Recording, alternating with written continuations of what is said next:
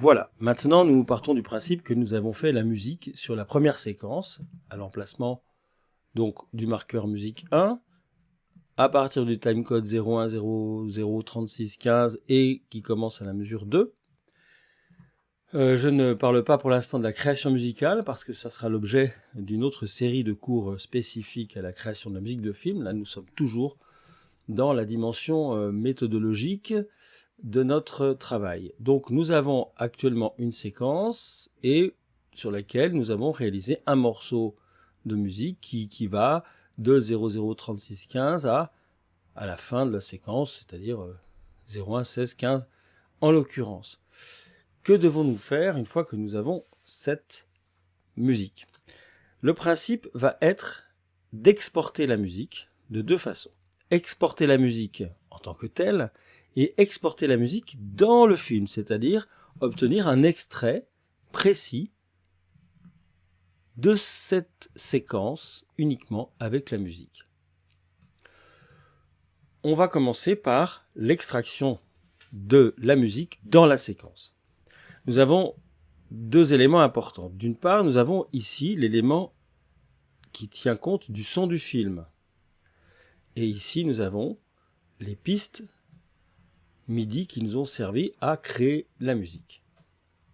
Le but de l'opération sera d'exporter un extrait du film qui part du timecode de départ, 01003615, et qui s'arrête à la fin. Pour être sûr que ça fonctionne, pour être sûr que l'export se fasse du début à la fin du marqueur, tout au moins du début à la fin de mes régions MIDI, je sélectionne mes régions MIDI. Elles sont toutes les deux de la même longueur. Si j'en avais une qui était plus longue, par exemple de cette façon, effectivement j'aurais sélectionné la plus longue. Pourquoi?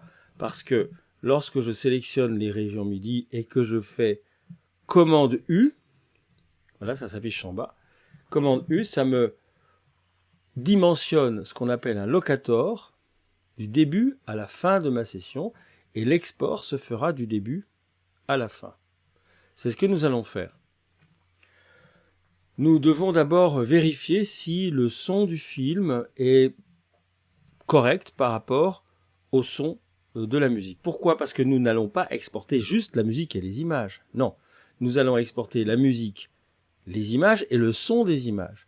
Et nous allons faire attention à ce que le son des images soit tout de même audible. N'exportons pas la musique trop forte, surtout lorsqu'il y a des dialogues, et ça on verra ça un peu plus tard dans d'autres leçons, lorsqu'il s'agira d'effectuer un prémixage pour que la musique soit équilibrée par rapport au dialogue. C'est très important parce que sinon on ne pourra pas comprendre l'intérêt de votre travail. Votre travail de compositeur de musique de film n'est pas seulement de faire la musique dans une séquence, mais aussi de concevoir cette musique en fonction du son que nous avons dans le film. Même si bien souvent, le son n'est pas mixé définitivement, mais nous avons la possibilité tout de même d'équilibrer la musique en fonction du son que nous avons du film pour que l'idée que le réalisateur va s'en faire soit la plus précise possible. Je vais donc faire une lecture.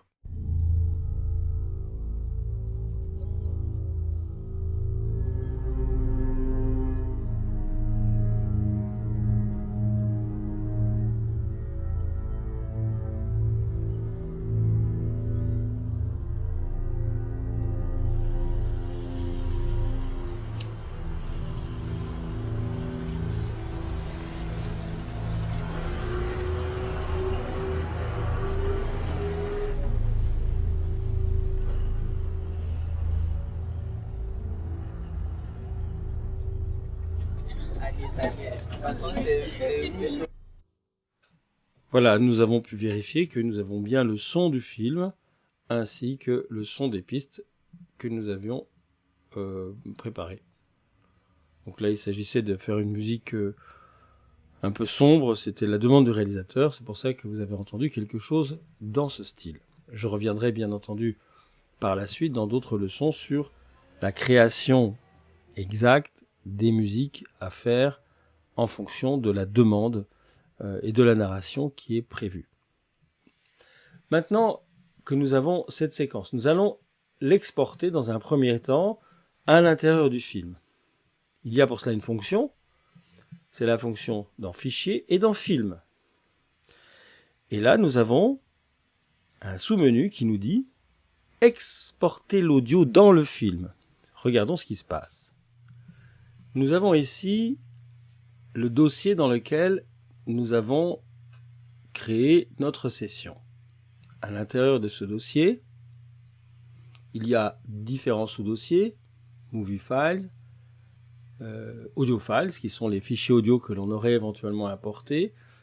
Voilà, Movie Files, c'est si vous avez importé et décidé que le film se recopie dans le dossier Movie, vous l'aurez également dedans. Nous, on a choisi de le laisser à son emplacement d'origine. À présent, je vais exporter et enregistrer donc l'audio dans le film. Il y a plusieurs possibilités de format. Le premier, c'est le format dit PCM linéaire, c'est-à-dire Pulse Code Modulation, pour tout vous dire. C'est le son au format WAV ou AIF, tout dépend, vous laissez. Vous pouvez l'exporter avec la fréquence d'origine, je vous le conseille, et puis la profondeur de bit, c'est-à-dire 16 ou 24. Alors, comme il s'agit d'effectuer une vidéo témoin pour montrer le travail que l'on fait, écouter le travail que l'on fait, on peut éviter de gonfler le fichier qui en résultera en lui demandant d'exporter par exemple un format compressé AAC, c'est le format Apple Audio Codec qui est comme le MP3 qui est d'assez bonne qualité, auquel cas nous pouvons choisir un débit constant, c'est-à-dire il sera toujours sur 128 kilobits par exemple, c'est comme pour le MP3, ou choisir un débit variable, c'est-à-dire que le débit sera plus important dans certains cas, lorsqu'il y aura beaucoup de son, il sera plus faible lorsqu'il y en aura moins. C'est au choix, ce débit est intéressant pour juste montrer ce que l'on veut faire, il l'est moins si c'est pour l'importer dans une timeline d'un autre logiciel.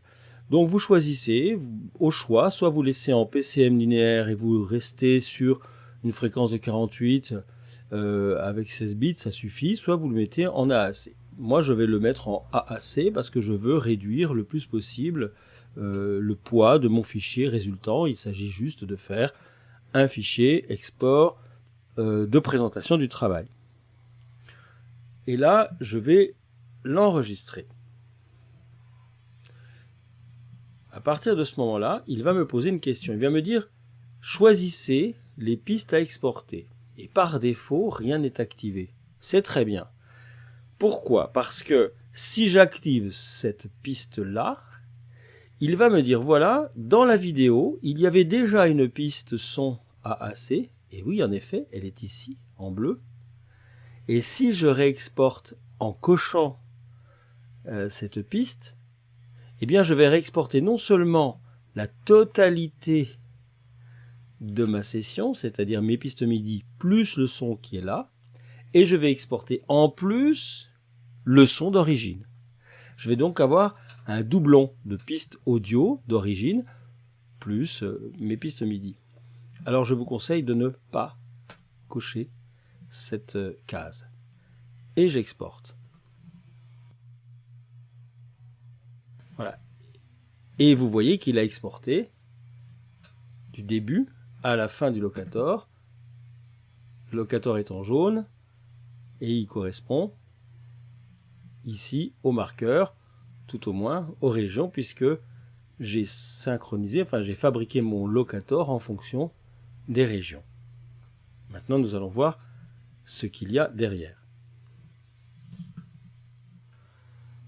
Je suis allé dans le dossier musique de film exemple, qui est le dossier de ma session principale, et là je retrouve un fichier qui s'appelle exactement du nom du fichier audio, épisode 1, l'enfer d'Ibra, en SD, mais qui en réalité est un extrait de la totalité du fichier sur lequel j'ai travaillé, qui s'appelle du même nom. Alors, ça va peut-être poser un problème de nomenclature, parce que le fichier qui s'appelle épisode 1 l'enfer d'Ibra SD est en réalité un fichier beaucoup plus lourd puisqu'il pèse 300 et quelques MO et il correspond à la totalité du fichier. Or, celui que nous venons d'exporter ne correspond qu'à un extrait. Donc, il est important d'exporter le fichier avec l'audio dans le film en lui donnant un nom. C'est pour ça que nous allons refaire volontairement cet export. Je reviens et je décide de faire l'export tel qu'il se doit. Fichier, film, exporter l'audio dans le film. Et là, je vais nommer le film tel que je dois le nommer. Donc il s'agit de la musique 1. Alors là, je peux le nommer comme je veux. Je peux lui dire musique 1. Mais je vais attirer votre attention sur quelque chose. C'est que cette musique 1, elle correspond à un timecode qui est ici. Alors moi, je vous conseille de nommer cette musique 1 en y incluant le timecode. De cette façon, je saurai exactement où replacer cette musique. Et je saurai que cette version, et d'ailleurs je vais l'appeler V1, version 1, que cette version devra être replacée sur ce timecode. Parce que par la suite, on va peut-être me demander d'effectuer des corrections. À ce moment-là, j'aurai une V2, une V3, une V4. La nomenclature est très importante pour pouvoir se retrouver dans tous les travaux que l'on fait et en fonction des demandes qui vont nous être faites pour modifier certaines choses de notre travail. Je fais mon export. De nouveau, je ne coche rien.